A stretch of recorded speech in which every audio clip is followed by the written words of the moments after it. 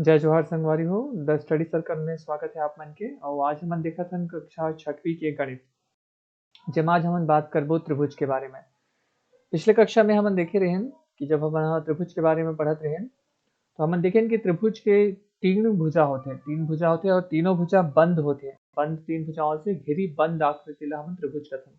त्रिभुज के तीन आंतरिक कोण होते हैं, जैसे कि यहाँ पे हम देख सकते हैं जो त्रिभुज के एक ठो को आंतरिक कोण, दो ठो और ये तीसरा वाला आंतरिक कोण, तीन आंतरिक कोण होते हैं। काबर त्रिभुज तीन भुजा से मिलके बने होते हैं। ओकर बाद त्रिभुज के जब हम ना रेखा मन ला आगे और बढ़ाथन, सीधा बढ़ाथन, भाई सीधा बढ़ाथन तो बाह्य कोण बनते, यानी कि बाहर के कोण बनते। और जो बाहर के सब्बो कोण है, अंदर और बाहर के सब्बो कोण, यानी कि अगर किसी बिंदु पे, ये बिंदु पे मैं जितना भी एकर कोण है ओकर मन के योग में ज्ञात करूं तो वह 360 अंश होही, ये हमन ला पता चली से। और हमन जो आंतरिक कोण है ओला लिखथन कोण ए, कोण बी और कोण सी के योग 180 अंश होही के। ये जो कुछ खास बात रही से हमन पिछली कक्षा में देखे रहे हैं। आज हमन देखथन कि त्रिभुज ला वर्गीकरण करे गए, त्रिभुज ला अलग अलग वर्ग में बांटे गए हैं। क्या के आधार पर? भुजा के माप के आधार पर, यानी कि भुजा के लंबाई, भुजा के लंबाई के आधार पे त्रिभुज ला अलग अलग ये में बांटे गए हैं। यानी कि जैसे कि मैं एक ठो ये त्रिभुज देखा हूं, ठीक है, ये भी त्रिभुज है और ये भी त्रिभुज है। फर्क का चीज के है? जो भुजा के लंबाई है, जैसे एक ये वाला भुजा जो है वो अलग है, ये भुजा अलग है और ये भुजा अलग है।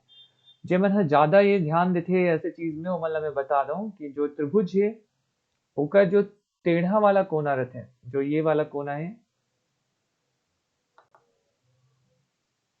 इला कर्ण कहे जाते हैं। और खास तरह के भाई अगर यह 90 अंश के अगर ये बनाते, यह 90 अंश के, तो इला कर्ण कहे जाते हैं, इला आधार कहे जाते हैं और इला लंब कहे जाते हैं। यह तीनों मतलब तीनों के भुजा के अलग अलग नाम है। ये तभी होते जब ये जो एक ठो कोण बना थे, ये जो कोण बना थे वह 90 अंश के, अगर ये कोण बना थे 90 अंश के, तब ये नाम है एकर मन के भुजा ला दे जाते। और जो भुजा के सबो तीनों जो कोना है, जो तीनों कोना है वाला शीर्ष कहे जाते। ये हमन पहले देखे हैं, ठीक है। अब आज देखथन कि भाई जो भुजा है ओकर भुजा के आधार पे कैसे वर्गीकृत करे जाते। पहला देखथन त्रिभुज जिनकी भुजाएं आपस असमान माप हो, ठीक है। अब इला संस्कृत पहले के का है, गणितज्ञ मन जो रीज गणित के ये मन संस्कृत ला ज्यादा ये करे, भाई संस्कृत से बनाए हर चीज ला गणित ला, तो मैंने संस्कृत के ही नाम रखे हैं। जैसे विषम बाहु, सबसे पहले आते हैं विषम बाहु। बाहु मतलब भुजा होते, जैसे बाहु मतलब भुजा होते। जैसे एक तो पिक्चर भी आ रही से बाहुबली, यानी कि जेकर भुजा में बहुत ज्यादा ताकत हो बोला बाहुबली कहते। ऐसे ही बाहु मतलब भुजा। अब विषम मतलब का होते हैं?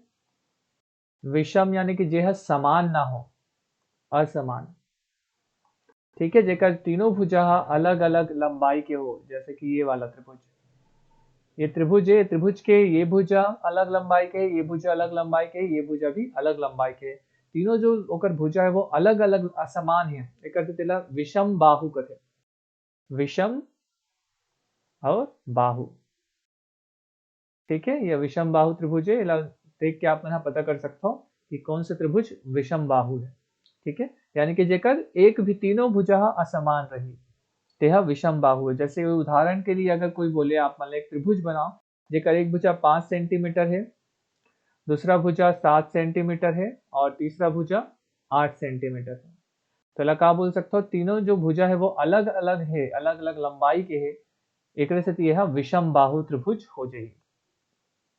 आगे चलते अब ओकर बाद आते हैं सम द्विबाहु। सम द्विबाहु, अब यहाँ पे भी फिर से हमारे मन के जो गणितज्ञ रही सो मना संस्कृत ला पसंद करते, तो हम बोली से सम यानी कि समान, द्वि के मतलब होते दो, द्वि यानी दो, बाहु के मतलब होते भुजा, यानी कि ऐसे त्रिभुज जेकर दो भुजा समान हो, ऐसे त्रिभुज जेकर दो भुजा हो समान हो बोला सम द्विबाहु कहे जाते। जैसे कि ये मैं ये कर दे और यहाँ से मैं यहाँ एला खींचूं और यहीं से एला खींचूं, तो मोर जो ये भुजा है और ये भुजा है आपस में समान है। ठीक है, समद्विबाहु यानी कि एक ठो में जैसे त्रिभुज बनाता हूँ जेकर एक भुजा 5 सेंटीमीटर है और दूसरा भुजा भी 5 सेंटीमीटर है और तीसरा भुजा भी मोर तीसरा भुजा मोर 7 सेंटीमीटर है, 7 सेंटीमीटर। ठीक है, तो ये भुजा मोर ये जो त्रिभुज जो बनी वो कौन सा त्रिभुज बनी? समद्विबाहु। समद्विबाहु का बरेकर दो भुजा बराबर है, जैसे अगर मैं एला ए नाम दे देवा हूँ, एला बी नाम दे देवा हूँ और एला सी नाम दे देवा हूँ, तो मैं का बोलूँ जो ए बी है वो मोर बराबर है ए सी के। ठीक है, ये जो दो भुजा है वो मन मोर आपस में बराबर है, ये भुजा और ये भुजा आपस में बराबर है और ये वाला भुजा अलग है। ठीक है, अब ये जरूरी नहीं है कि ऊपर के ही दो भुजा आपस में बराबर हो, कभी कभी क्या हो सकते कि भाई नीचे के दो भुजा बराबर हो सकते हैं, ये वाला भुजा और ये वाला भुजा बराबर है, जैसे एला मैं यहाँ ए नाम देता हूँ और बी ला नाम देता हूँ और सी नाम देता हूँ, तो ए सी और ए बी फिर बराबर हो सकते हैं, है ना? ए सी और बी सी, ए सी अब यहाँ पे ए सी बराबर है सी बी के या बी सी के। ठीक है, तो ये भुजा मन आपस में बराबर है, तो ये चीज हमेशा याद रखू, जब दो भुजा बराबर रहते तो समद्विबाहु और जब एक भी भुजा बराबर नहीं रहा तो विषम बाहु। अब तीसरा देखते, तीसरा में बोलते हो जब तीनों भुजाएं बराबर हो, तीनों भुजाएं आपस में बराबर हो तो समबाहु कर देते ला। सम यानी कि समान, सम यानी कि समान, बाहु मतलब भुजा, यानी कि ऐसा त्रिभुज जेकर तीनों भुजा बराबर हो बोला समबाहु कहे जाते। ठीक है, समबाहु, ये हमारे एक समबाहु त्रिभुज बन गया। ठीक है, जेकर ये भी भुजा बराबर है, ये भी भुजा बराबर है, ये भी भुजा बराबर है, यहाँ अगर मैं नाम दे ए बी सी, तो ए बी बराबर ए सी बराबर बी सी, यानी कि जो एक तीनों भुजा है वो आपस में बराबर है। ठीक है, तब यहाँ से अपन एक बार चीज और समझ सकते हो, फिर से देखते हैं एक बार।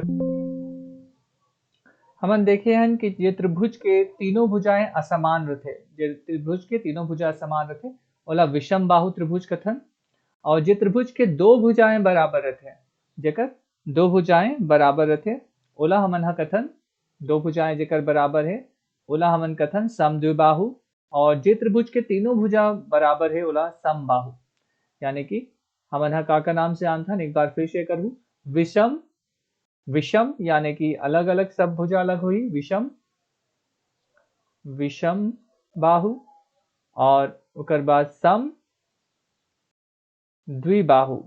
ठीक है, और उकर बाद समबाहु। विषम यानी कि तीनों अलग हुई, सम द्वि लगे है कर सकती दो ठन समान हुई, और सम यानी कि तीनों समान हुई।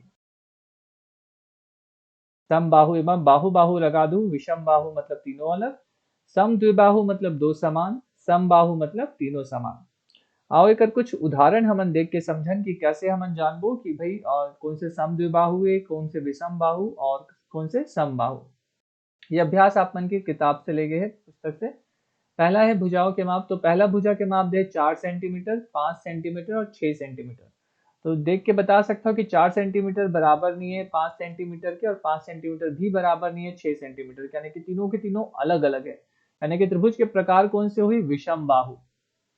कौन से हुई? विषम बाहु, विषम बाहु। ठीक है, ओकर बाद देखे तो दूसरा नंबर के 7 सेंटीमीटर, 7 सेंटीमीटर, 7 सेंटीमीटर, यानी कि तीनों भुजाएं बराबर, यानी कि समबाहु, समबाहु। ओकर बाद अगला है 6 सेंटीमीटर, 5 सेंटीमीटर, 6 सेंटीमीटर। ध्यान से देखो कि यहाँ पे दो भुजा बराबर है, जो 6 सेंटीमीटर 6 सेंटीमीटर वाला जो भुजा है, 6 सेंटीमीटर ये वाला भुजा और ये वाला भुजा, ये दोनों भुजा बराबर है। अब मैं बताऊं कि जरूरी नहीं है कि आमने सामने की भुजा बराबर हो, अलग अलग भुजा भी बराबर हो सकते हैं। तो यहाँ पे 6 सेंटीमीटर दो ठोक बराबर है, यानी कि कौन से? सम द्विबाहु, सम द्विबाहु, सम द्विबाहु, यानी कि एक दो भुजा बराबर है। अगला देखते हैं 7.2 सेंटीमीटर, 7.2 सेंटीमीटर और 6 सेंटीमीटर। एकरो जो दो भुजा है वो बराबर है, यानी कि फिर से सम द्विबाहु त्रिभुज हो जाई। ठीक है, तो यहाँ से हमन सीखे संगवारी हो कि कैसे हमन जानबो कि कौन से जो त्रिभुज दे है हमन ला वह भुजा के आधार पे कौन से प्रकार के त्रिभुज है। उम्मीद करता हूँ कि आप मन ला अच्छा लगे सोई और अच्छे से समझे सोई। अगले कक्षा में हमन देखबो कि कोण के आधार पर कि भाई कि जो कोण बनाथे, जो त्रिभुज हा अलग अलग आंतरिक कोण बनाथे या अंतः कोण बनाथे, ओकर आधार में कैसे त्रिभुज ला अलग अलग वर्ग में बांटे गए ओकर बारे में चर्चा करबो। तब तक के लिए दो विदा। जय हिंद, जय भारत, जय छत्तीसगढ़।